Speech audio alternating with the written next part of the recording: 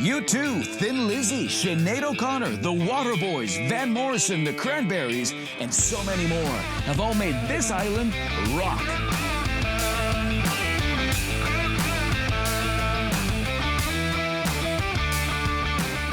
If you've been to Ireland, then you know it's a place where music comes alive.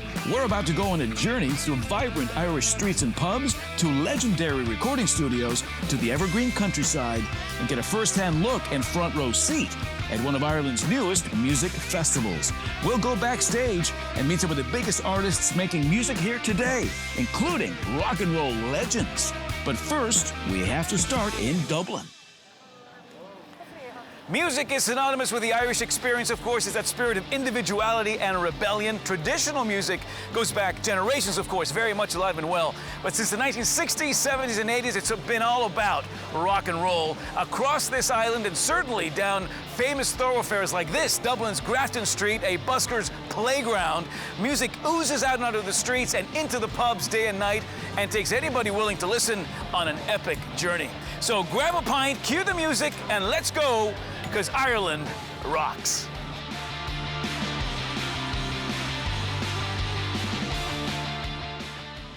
Let's begin right here on Grafton Street, where most Irish musicians get their start. Busking is a way of life here on Grafton. Many careers have been launched on the street. Musicians will stake out the perfect spot for hours.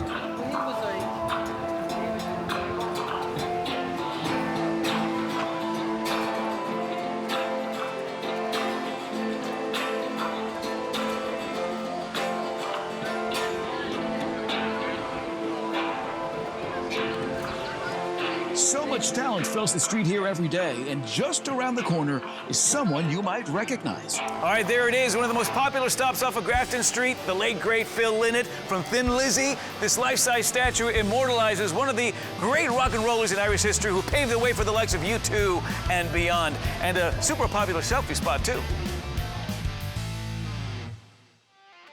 When you're cruising Temple Bar, check out the Wall of Fame. It's a tribute to all the Irish rock and roll greats, U2, the Cranberries, Van Morrison, Sinead O'Connor, but you've got to look up.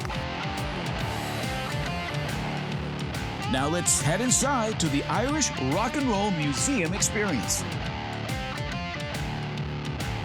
Located right in the heart of Dublin, this museum is filled with exclusive memorabilia from Thin Lizzy, Sinead O'Connor, Van Morrison, Rory Gallagher, and many more legends. There's an entire room dedicated to U2, and if you think you've got the musical bone, you can even try the drums yourself.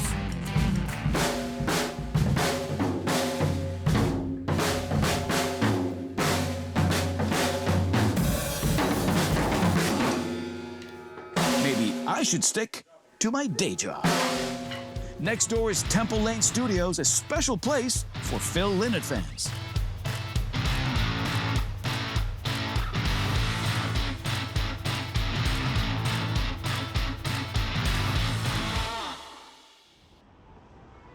I'm ready for a pint, so let's head to Dublin's best pubs to hear some traditional Irish music, or trad, as it's called here. Trad sessions are impromptu, traditional Irish music sets that bring together musicians of all generations. They happen multiple times a day, 7 days a week at pubs across Ireland. Here at Cobblestone in Dublin, it's as important as the stuff that's pouring out of the tap.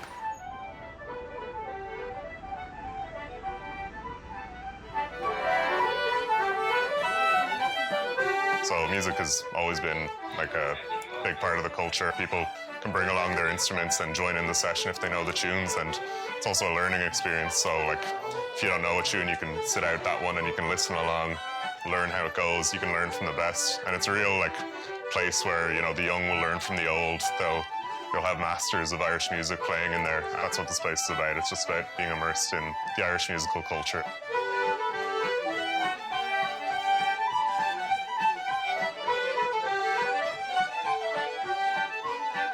O'Donoghue's Pub is another hot spot for music lovers. It's where the Dubliners got their start back in the 60s, and it still features live music 7 nights a week.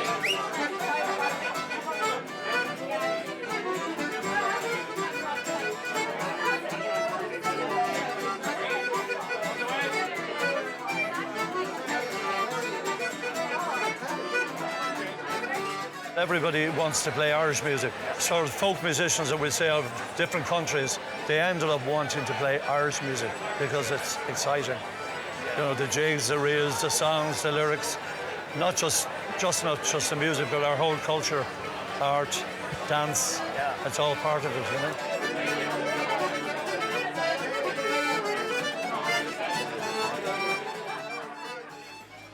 All right, we've been cruising Grafton Street all day, which leads us to this spot where many a Dubliner will tell you they've seen Bono from U2 throw on an impromptu concert for folks walking by on many a Christmas Eve. Now, Bono also instrumental in putting Captain America's on the map. Some great American grub on the menu and some fantastic rock and roll memorabilia on the walls.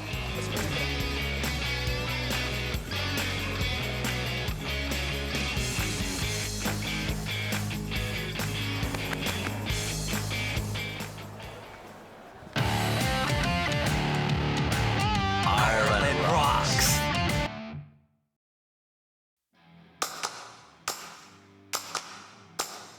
Let's head over to Windmill Lane Studios, an iconic facility where some of the biggest names in music have recorded their songs.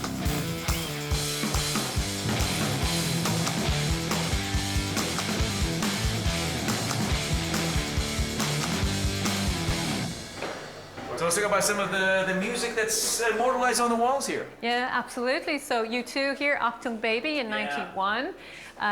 Kate Bush, Hounds of Love, 1985. Pink's latest album, Trust Fall. Yeah. Miley Cyrus here, that was very recently done and mixed here in Studio 2. We have Rolling Stones. Def Leppard, Hysteria in 1987. Kylie Minogue, Fever, there in 2001. And the album that in so many ways started it all, right? Yeah, so U2, of course, the Boy album in 1980. So that was one of the first ones that came to claim, I suppose, and really set ignite their album career, and also Windmill Lanes as well. And then they came back and recorded the rest, Zeropa and Pop as well, albums among many others, and The Commitments. If these walls could sing. Which they are, they're buzzing. Which they are, yeah. From 1980s, 1990s upwards was a really, really great time to be in Ireland, and really music was starting to really flourish. Brian Masterson created a space here for artists to actually enable them to record here in their very own home, you know, country, as opposed to maybe go to other places, because Dublin was a centre really where all those emerging artists were coming, you know, and we had great bands that really came out at that time, U2 being one of them. It was just coincidental then, you know, Windmill Lane had just started up as well, and I guess the connection with U2 and Windmill Lane would be a similar connection that people would say with Abbey Road and the Beatles. So we became quite known for that. And then, you know, artists came along then in that generation. You had like Waterboys, Hothouse Flowers, Sinead O'Connor, of course, Clannad, another great Irish, you know, traditional Celtic sound that they really came out of Ireland. And predominantly then a band called the Chieftains, the founder Paddy Maloney, who was recorded here in this very room actually many times.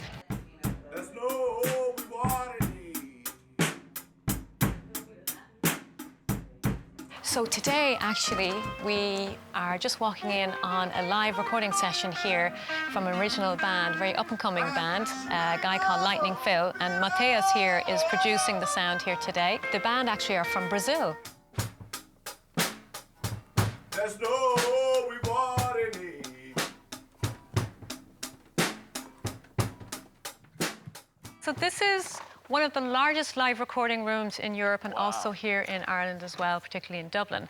So this was, I guess, purposely built for bigger projects. We can fit, as I mentioned, an orchestra in here. We've done a lot of live orchestra recordings in here for the movies, commercials that we've done. So you can fit up to about 100 piece. We have like a thick cush carpet, low ceiling again, so that would dry up the sound. Placement for that, for the louder drums, percussion, brass instrumentation there. Some stories around the piano, right? Yeah. So what fingertips have tickled these items? Let's see who's played this. David Bowie came in and played this piano. Really? Yes. Van Morrison also recorded that song, Have I Told You Lately That I Love You, on this piano. Nora Jones, Marianne Faithfull. When Kate Bush was recording here, I believe she was so tired, she was here for numerous days. She slept underneath this piano. Amazing. Wow. Funny story, I know an engineer here received a phone call on his mobile at 1 o'clock in the morning and said, hi, you know, we'd like to use the studio, can I come in? And he says, no, it's 1 o'clock in the morning, we're closed, you know. They said, oh, it's Ed Sheeran here, I guess you're not open. And then they retracted what they said very quickly and said, Ed Sheeran, yes, we are open at 1 a.m. in the morning, come ahead. And so, true story, yeah. I guess like a hotel, we are open to anyone that would like to come and record. You don't have to be somebody to get into Women Lane to record. We want to make you somebody, you know. So we very much support here in Dublin local bands, up-and-coming artists, because we want to be, you know, part of the next generation to be the next U2 or the next Bruce, whoever it is. We want to be able to be part of that.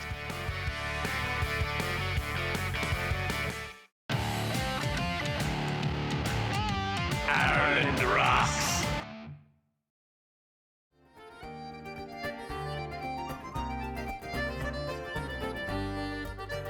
Next, let's trek about 45 minutes northwest of Dublin to one of Ireland's best preserved medieval towns, Trim in County Meath. At the heart of the town is Trim Castle, which dates back to the 12th century.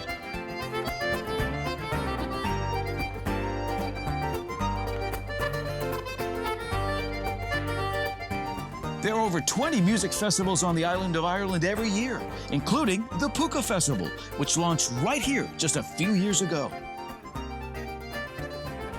Our first stop here at the Big Top is to check out Hermitage Green, an acoustic folk rock band that burst onto the Irish music scene in 2010.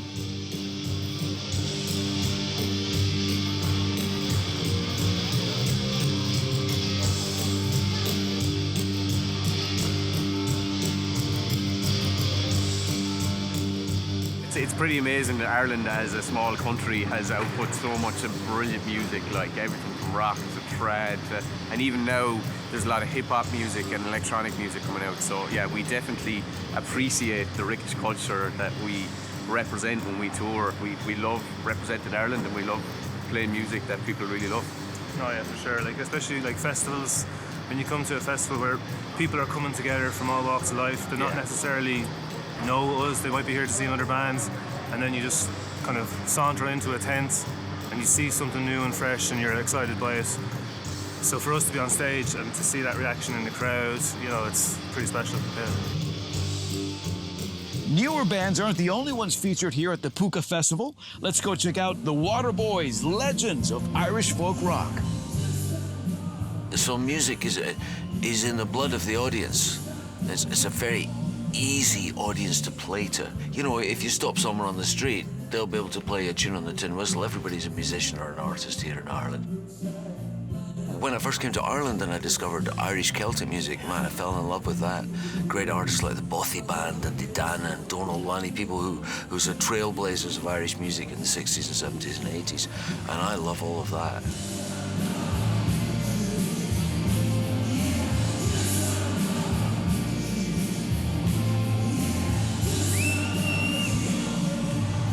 There's a lot still undiscovered and unexplored in old traditional music of all cultures, I think. And it's there to be inspired by, and it's deep, man. It doesn't, you don't run out of it.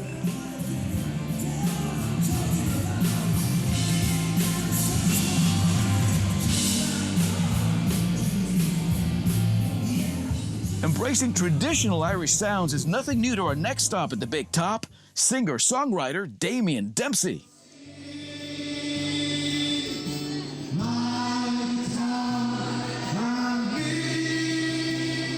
I always try to get people singing, playing an instrument, music, dancing, is that they're ancient spiritual entities that help us through life, you know. This is an ancient part of Ireland, you know, it's a very sacred part. The Boyne Valley, and thousands of years old, and there's a spirit here, a very powerful spirit here, you know.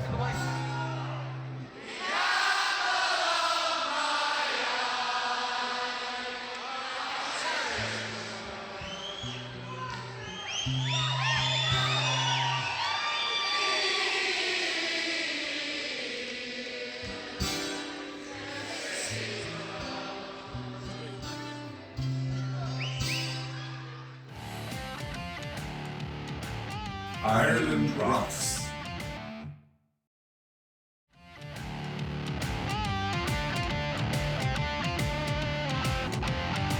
Large outdoor performances aren't the only shows happening here in County Meath. The Puka Festival also features more intimate performances with big names, where you can get a front row seat to bands like the Hot House Flowers.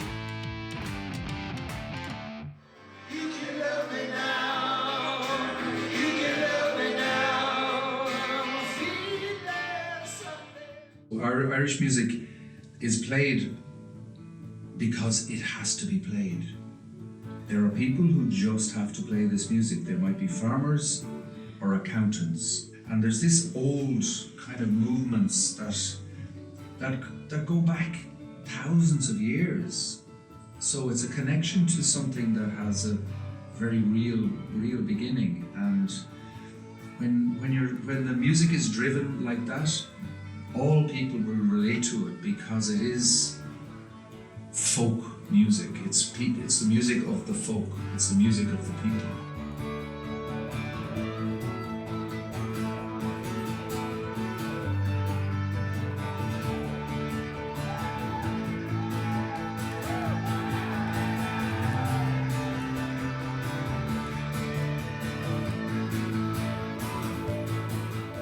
You might meet Irish people in a street in any country in the world, and you sense there's an energy there. And the music has that. And that comes out. It could be a kind of a lament, which is an energy, or it could be a joyful energy as well. And then it's a privilege of travelling, bringing music around from town to town. I feel like a bee going from flower to flower or something. You know, it's just really amazing.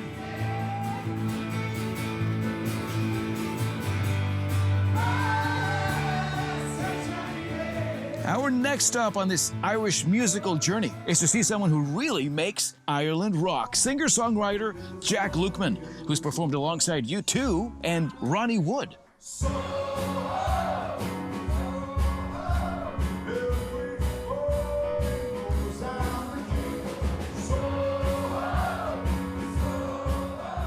Probably a typical Irish upbringing where it was just always music in the house. For me, my father sang, so there would always be little sessions in the house. You know, some of my earliest memories are waking up as a kid hearing everybody singing downstairs. That was kind of where the magic of music kind of gripped me, that it could change your perspective on the world, change the atmosphere in a room. Music in Ireland definitely is, it's quite eclectic. You know, I do a lot of different styles of music. When I started making music, I wanted to try every genre because all genres kind of interested me. I have a voice that fits into, or I can fit it into most genres of music.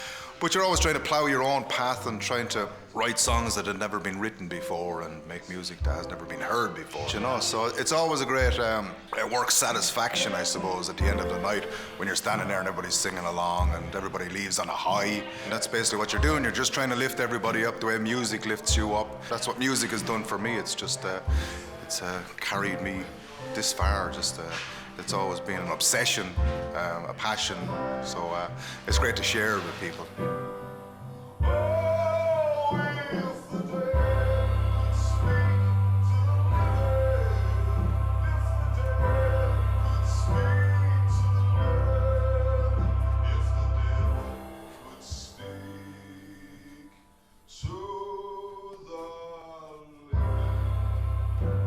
Jack L. isn't the only artist here whose work spans many genres. Musician Sharon Shannon began her career as a member of the Waterboys before going solo and releasing the best-selling traditional Irish music album of all time. Well, I've been playing music since I was very young. I started playing the tin whistle when I was 8, and then I started playing the accordion when I was 11. And all through my teenage years, even as young as 13, 14, I was actually doing gigs playing in the local pubs because they needed an accordion player to play for the dancing.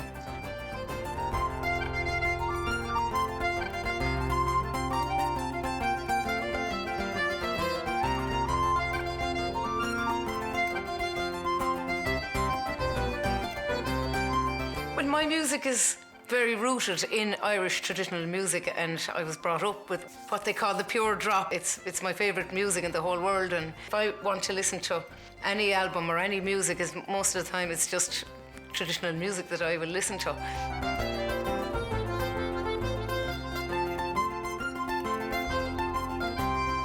There are absolutely loads and loads of Irish people in America who love Irish music already. And then there are Irish Americans out there that have never been to Ireland as well, but they all love Irish music, and so it's great to be able to bring the music to them and play it at the festivals out there.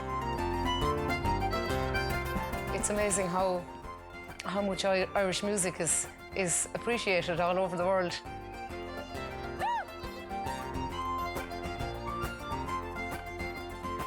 From the streets of Dublin to the legendary recording studios to the countryside festivals, you've seen it all. Ireland's music scene is home to some of the biggest names on the planet, and it is still thriving today. Thanks for joining us, and don't forget, Ireland rocks.